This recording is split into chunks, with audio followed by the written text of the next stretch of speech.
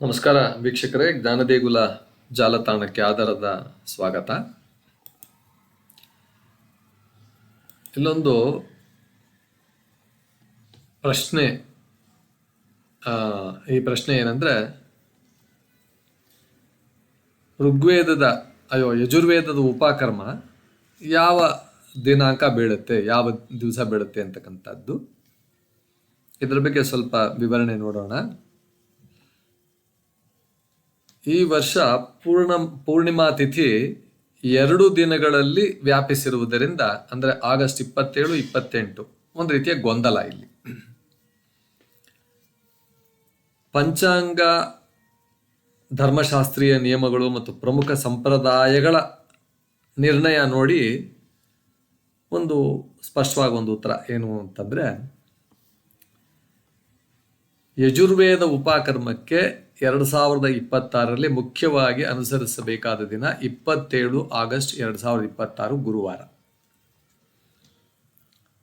ಇದು ಪ್ರಮುಖವಾದ ಯಜುರ್ವೇದ ಉಪಕರ್ಮ ಸಂಪ್ರದಾಯಗಳು ಮತ್ತು ಕಂಚಿ ಕಾಮಕೋಟಿ ಪೀಠದ ಅಧಿಕೃತ ವಾರ್ಷಿಕ ಆಚರಣಾ ಪಟ್ಟಿ ಇವೆಲ್ಲರಿಗೆಲ್ಲ ಹೊಂದಿಕೆ ಆಗುತ್ತೆ ಅಂತಕ್ಕಂಥದ್ದು ಒಂದು ಮೊದಲನೇದಾಗಿ.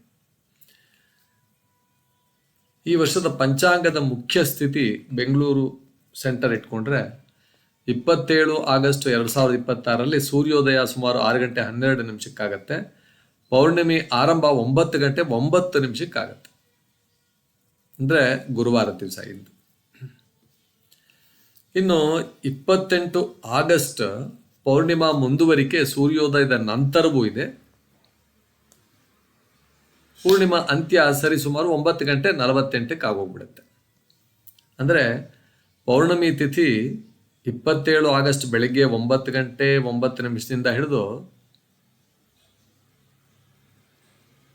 28 ಆಗಸ್ಟ್ ಬೆಳಿಗ್ಗೆ 9 ಗಂಟೆ 48 ನಿಮಿಷದ ತನಕ ಇರುತ್ತೆ.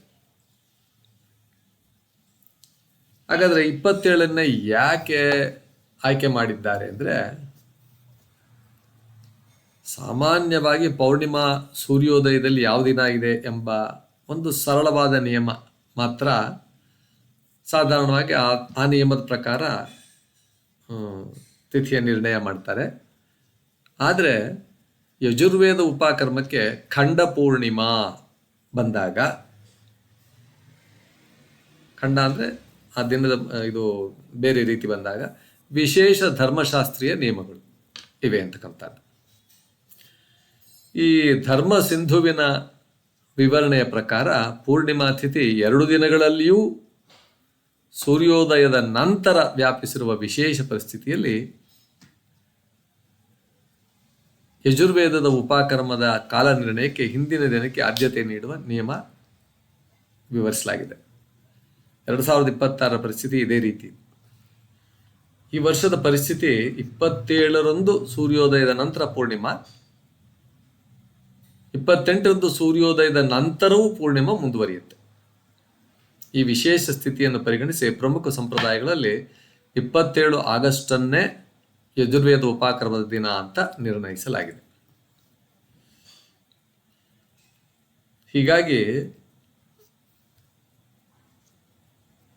2026ರ ಆಗಸ್ಟ್ ಆಚರಣೆಯ ಪಟ್ಟಿಗಳಲ್ಲಿ ಸ್ಪಷ್ಟವಾಗಿ 26 ಆಗಸ್ಟ್ ಋಗ್ವೇದ ಉಪಕರ್ಮ, 27 ಆಗಸ್ಟ್ ಯಜುರ್ವೇದ ಉಪಕರ್ಮ ಮತ್ತು ಪೌರ್ಣಮಿ ಪೂಜೆ, 28 ಆಗಸ್ಟ್ ಗಾಯತ್ರಿ ಜಪ ಅಂತ ಈ ರೀತಿಯಾಗಿ ಸೂಚಿಸಲಾಗಿದೆ. ಕೆಲವರು 28 ಆಗಸ್ಟ್ ಯಾಕೆ ಹೇಳ್ತಾರೆ ಅಂದ್ರೆ, ಪೌರ್ಣಮಿ ತಿಥಿಯ ದಿನ ನಿರ್ಣಯದ ವಿಭಿನ್ನ ವಿಧಾನಗಳು ಇದು.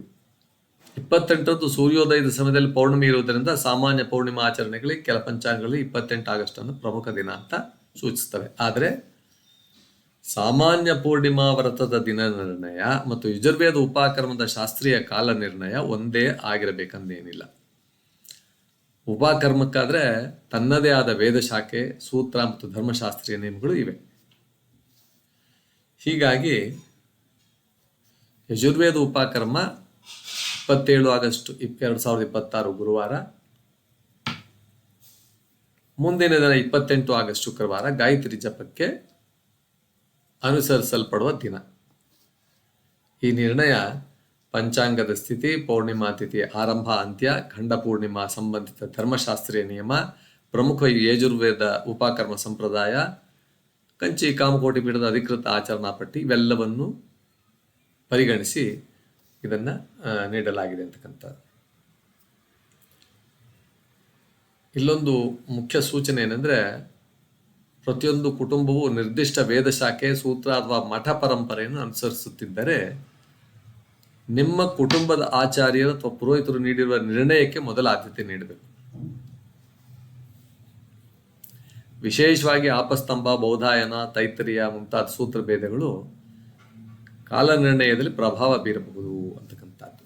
ಆದರೆ ಸಾಮಾನ್ಯವಾಗಿ ಕರ್ನಾಟಕ ಸೇರಿದಂತೆ ಅನೇಕ ಪ್ರಮುಖ ಯಜುರ್ವೇದ ಸಂಪ್ರದಾಯಗಳ ದೃಷ್ಟಿಯಿಂದ 2025ರ ಯಜುರ್ವೇದ ಉಪಕರ್ಮಕ್ಕೆ 27 ಆಗಸ್ಟ್ 2026 ಗುರುವಾರವೇ ಬಲವಾದ ಮತ್ತು ಮುಖ್ಯ ನಿರ್ಣಯವಾಗಿದೆ ಅಂತಕ್ಕಂಥದ್ದು. ವೀಕ್ಷಕರೇ, ಇಷ್ಟು ಸ್ಪಷ್ಟನೆಯೊಂದಿಗೆ ಈ ಒಂದು ಗೊಂದಲದ ಪ್ರಶ್ನೆಗೆ ಉತ್ತರವನ್ನು ನಾವು ಇಲ್ಲಿ ನೋಡಿದ್ದೇವೆ. ಎಂದಿನಂತೆ ಲೈಕ್, ಶೇರ್ ಮತ್ತು ಸಬ್ಸ್ಕ್ರೈಬ್ ಮಾಡಿ. ಕಮೆಂಟ್ಸ್ ಬಾಕ್ಸ್ ತಮ್ಮ ಕಮೆಂಟ್ಸ್ಗಳನ್ನು ಮೂಲ ಕೇಳ್ಕೊಳ್ತಾ ನಮಸ್ಕಾರ ವೀಕ್ಷಕರೇ.